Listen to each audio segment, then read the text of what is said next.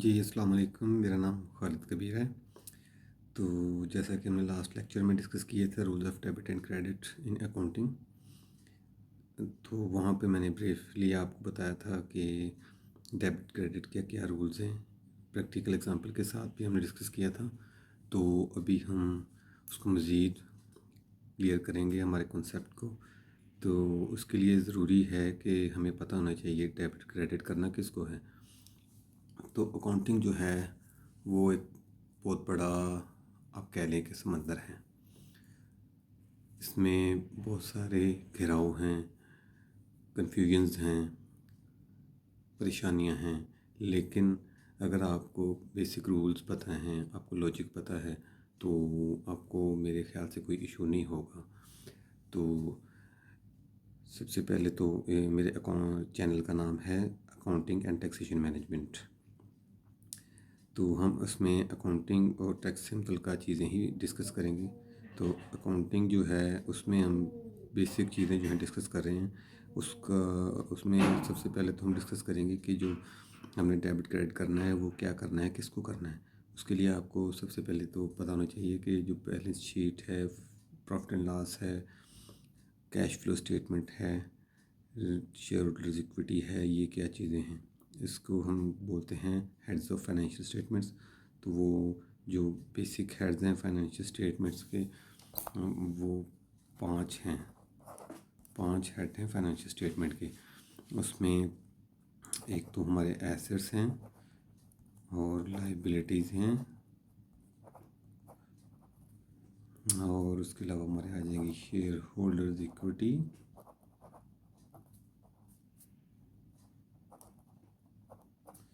उसके बाद आ जाती है हमारी इनकम और एक्सपेंसेस। ठीक है, ये हमारे जो मेन हेड हैं फाइनेंशियल स्टेटमेंट के, वो 5 हैं। इनकी आगे सब कैटेगरीज हैं, आगे बहुत इनकी लंबी डिटेल है, सब हेड्स हैं। तो वो एक सेपरेट मैटर है, उसको भी इंशाल्लाह वन बाय वन अलग से डिस्कस करेंगे।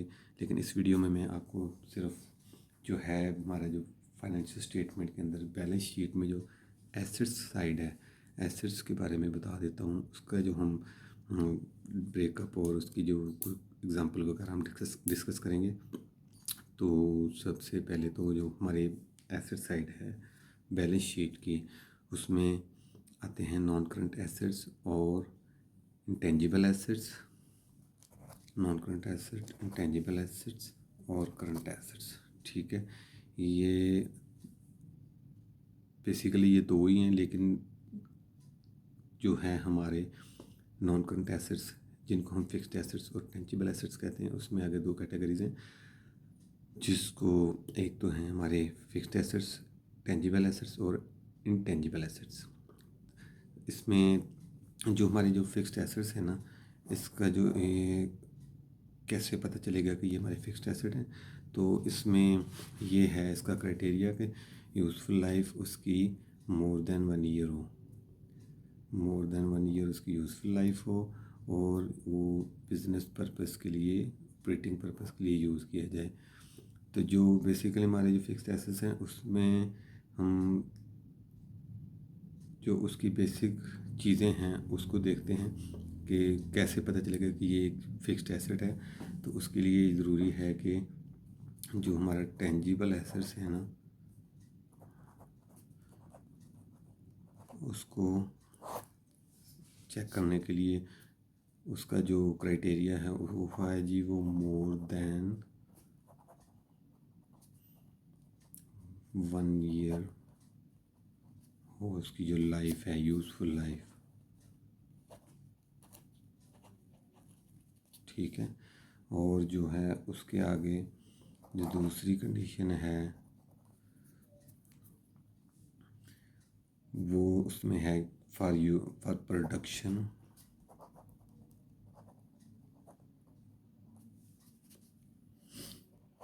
ऑफ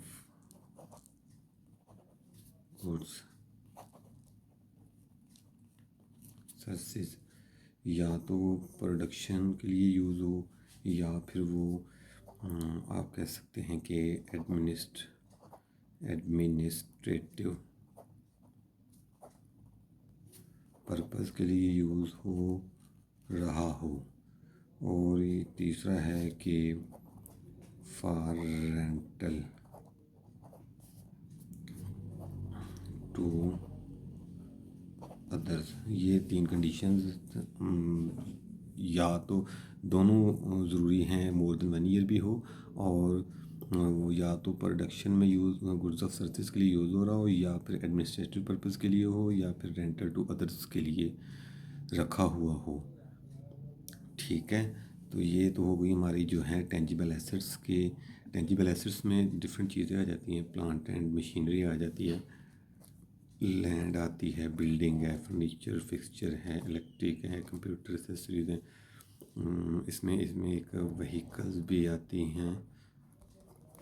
ठीक है, तो ये सारी चीज़ें जो हमारी टेंजिबल फिक्स्ड एसेट्स में आती हैं, इनका एक बाकायदा से ना स्केड्यूल बनता है, जो स्केड्यूल में आपको अलहदा से डिस्कस करेंगे हम अगली वीडियो में इंशाल्लाह। तो उसमें मैं आपको सारा बताऊंगा कि ये कैसे बुक होती है, एंट्री इनकी कैसे बुक होती है, और उस पर हम डेप्रिसिएशन चार्ज कैसे करते हैं, डेप्रिसिएशन के कितने मेथड हैं, और इसको 1 बाय 1 हम देखेंगे इंशाल्लाह। क्यूमुलेटेड डेप्रिसिएशन क्या होती है, डेप्रिसिएशन क्या होती है, तो इसको हम इंशाल्लाह टेंजिबल को और इंटेंजिबल एसेट्स के जो है ना स्केड्यूल, उसको नेक्स्ट लेक्चर में देखेंगे इंशाल्लाह। अभी हम डिस्कस करेंगे कि ये होते क्या हैं। तो ये हमारे टेंजिबल एसेट्स आ गए।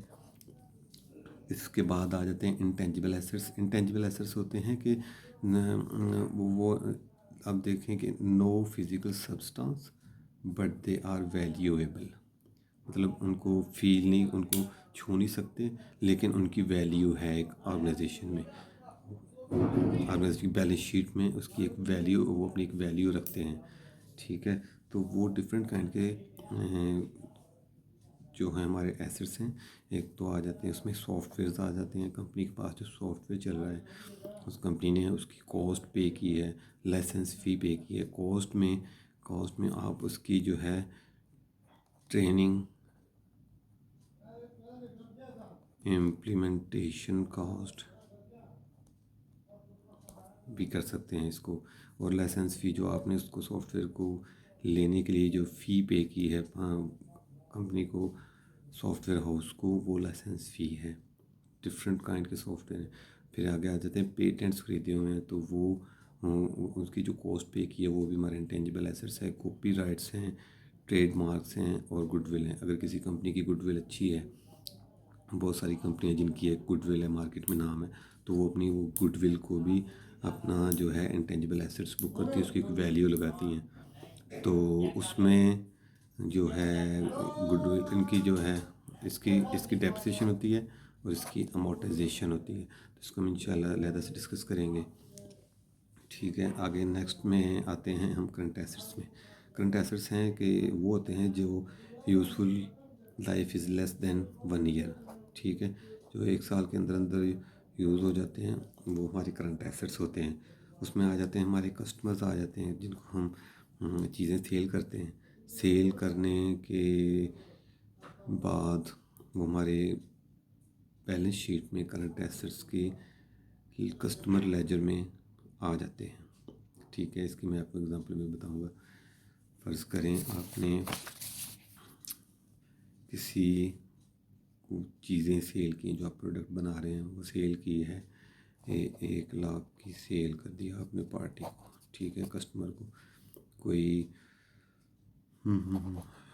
हसन साहब हैं, उनको आपने सेल कर दी 1 लाख की। ठीक है, तो इसको इसमें अब ये 2 चीज़ें होगी। सोर्स डॉक्यूमेंट आपके पास आएगा, सोर्स डॉक्यूमेंट से आपने डेबिट क्रेडिट करना है। ठीक है, सोर्स डॉक्यूमेंट आता है, जी हसन साहब को 1 लाख की हमने सेल कर दी है फ़लाँ चीज़, कोई प्रोडक्ट ए लगा लें आप, प्रोडक्ट ए सेल कर दी है हमने हसन साहब को 1 लाख की, आप इसकी एंट्री कैसे बुक करेंगे। वैसे तो इसका एक बाकायदा सेल्स का जो है फ्लो है, वो मैं आपको अलहदा से आपको बताऊंगा फ़्लो क्या होता है, किस तरह से काम करता है, सॉफ्टवेयर में किस तरह से काम करता है। ठीक है, अभी मैं आपको एंट्री बताऊंगा इसकी कि डेबिट क्रेडिट इसमें क्या होगा। डेबिट होगा कि हमने हसन साहब को चीज़ें दी हैं, तो हसन से हमने पैसे लेने हैं, कितना, 1 लाख रुपया, और इसको हमने दिया क्या है, सेल की है प्रोडक्ट ए। ठीक हो गया। अब ये हमने इसको सेल कर दी है हसन साहब को 1 लाख की, तो ये हमारे करंट एसेट में चला गया, उसका दूसरा इफेक्ट सेल में चला गया। डबल एंट्री सिस्टम में आप हमेशा जो भी एंट्री होगी उसका डबल इफेक्ट होगा। अदरवाइज़ आपका जो, अगर आप मैनुअल काम कर रहे हैं उस वैसे सॉफ्टवेयर में जो है वो आपको इक्वल करता है ट्रायल बैलेंस को। अगर आप मैनुअल कर रहे हैं तो आपका ट्रायल बैलेंस कभी इक्वल नहीं आएगा जब तक आपका डबल एंट्री सिस्टम एक्यूरेट नहीं होगा। तो इस तरह से इसकी एंट्री होगी कस्टमर्स की और सेल की। ठीक है, ये हमारे कस्टमर्स थे, इस तरह से वर्क करते हैं कस्टमर। आगे इन्वेंट्री आ गई। इन्वेंट्री में है हमारे पास ये भी, ये बाकायदा एक बहुत ह्यूज टॉपिक है। ये इस पर एक बाकायदा मुकम्मल स्टैंडर्ड है, उसको हम अलहदा से डिस्कस करेंगे। अभी मैं आपको बता देता हूँ कि इन्वेंट्री होती क्या है। इन्वेंट्री स्टॉक एंड ट्रेड, जो कंपनी के पास स्टॉक होता है, चाहे वो रॉ मटेरियल की शक्ल में है, चाहे वर्क इन प्रोसेस की शक्ल में है, चाहे वो फिनिश गुड्स की शक्ल में है। ठीक है, तो वो कंपनी के जो है ईयर एंड पे कंपनी अपने स्टॉक की सारे की वैल्यूएशन लगाती है कि हमारे पास ईयर एंड पे कितना स्टॉक पड़ा है, और उसको वो अपनी बैलेंस शीट में लिखती है। इसकी एंट्रीज़ किस तरह होती हैं, इसके 2 मेथड हैं, परपेचुअल मेथड है, पीरियोडिक मेथड है। ठीक है, उसमें स्टॉक, किसी में कोई स्टॉक डेबिट करती है कंपनीज, कोई डायरेक्ट परचेज को डेबिट करती है, वहाँ से आगे प्रोसेस चलता है। तो ये बेसिकली अगर हम परचेज़ को देखें तो परचेज़ हमारी इफ़ेक्ट होती है इधर स्टॉक में आगे। परचेज़ में हम परचेज़ को डेबिट करते हैं, पेएबल बुक करते हैं। अब इसमें परचेज़ में हमारा जो है, अगर हम देखें तो परचेज़ में ये इंक्रीज़ हो रही हैं क्योंकि ये डेबिट हो रही हैं। और जो, अगर हम जिससे परचेज़ कर रहे हैं बंदे से, वो पार्टी से या कंपनी से, वो हमारा सप्लायर है। ठीक है, सप्लायर है तो वो हमारी लायबिलिटी इंक्रीज़ हो रही है, वो क्रेडिट होगी।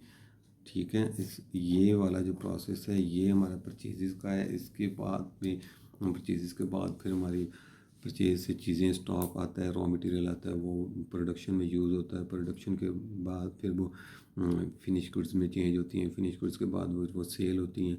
तो ये एक फ़्लो है पूरा, इसको भी हम इंशाल्लाह डिस्कस करेंगे। तो अभी फ़िल वक्त के लिए मैं आपको ये कंफर्म कर दूं कि जो जो जो ये सेल और परचेज़ और प्रोडक्शन, ये सारे आपस में लिंक होती हैं। ये एक पूरा चेन है जिसको हम सप्लाई चेन मैनेजमेंट बोलते हैं। आपने शायद नाम सुना हो, सप्लाई चेन मैनेजमेंट,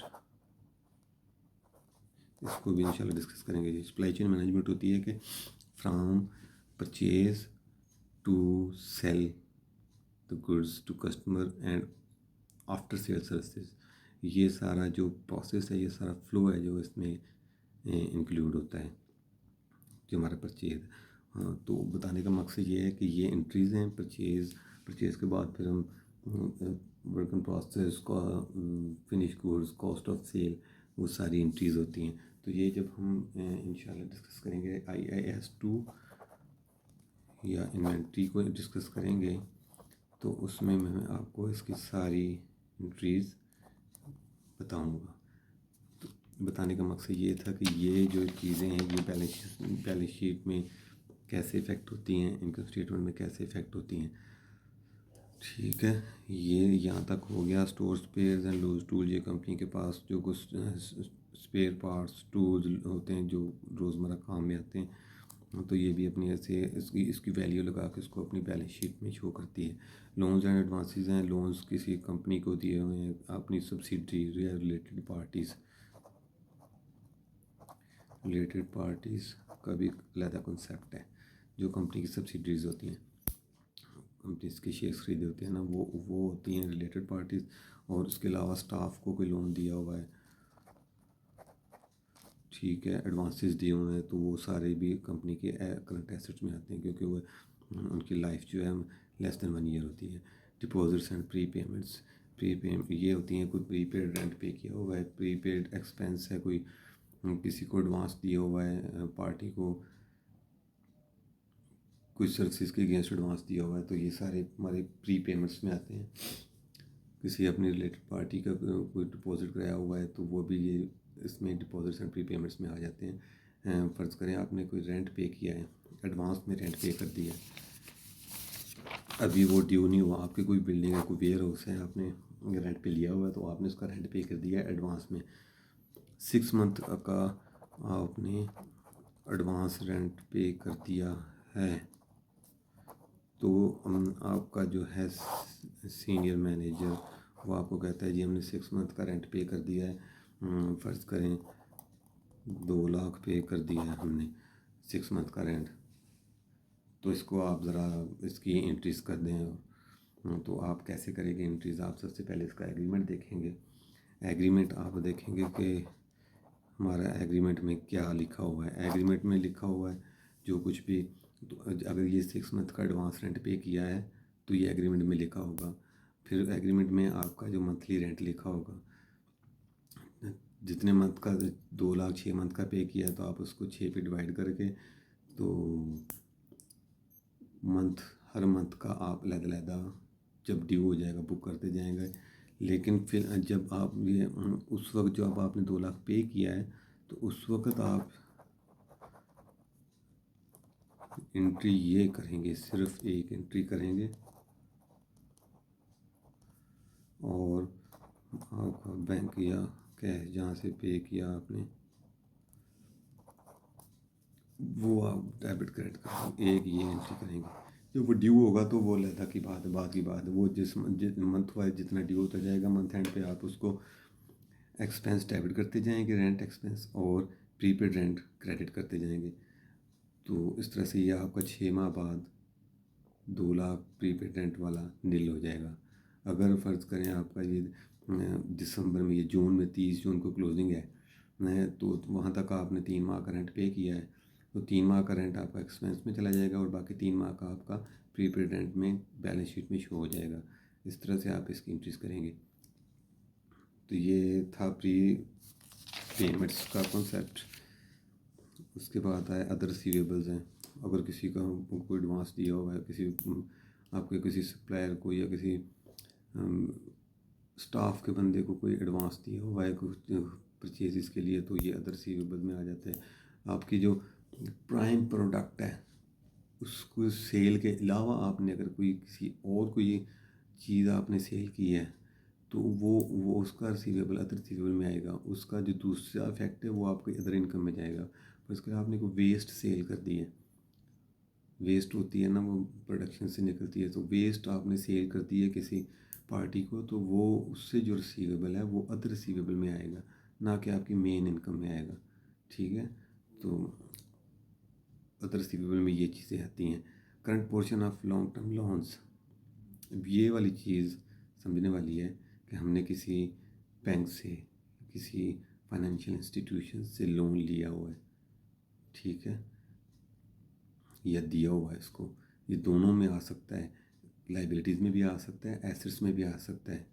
ठीक है, तो इधर इसको लिखने का मतलब यह है कि आपने लोन दिया हुआ है, करंट एसेट में अगर आ रहा है तो आपने लोन दिया हुआ है किसी सब्सिडी को, किसी पार्टी को, किसी रिलेटेड पार्टी को, तो वो जो लोन दिया है आपने लॉन्ग टर्म के लिए, वो तो उसकी प्रिंसिपल अमाउंट तो उधर आएगी अपने जो हैं लॉन्ग टर्म लोन्स जो आपके नॉन करंट एसेट्स में, लेकिन उसका जो करंट पोर्शन इस साल के अंदर आपने लेना उससे, उसकी वर्किंग अलहदा से होके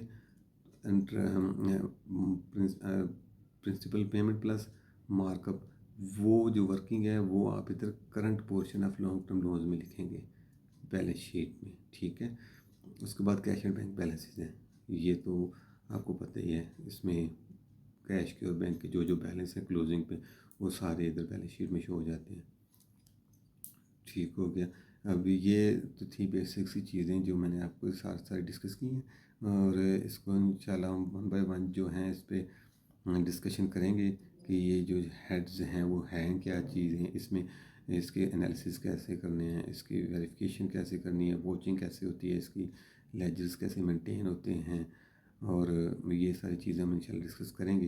इसके बाद हम अगले लेक्चर में डिस्कस करेंगे कि जो हमारी लाइबिलिटीज़ हैं, शेयर होल्डर्स इक्विटी है, उस पर डिस्कस करेंगे।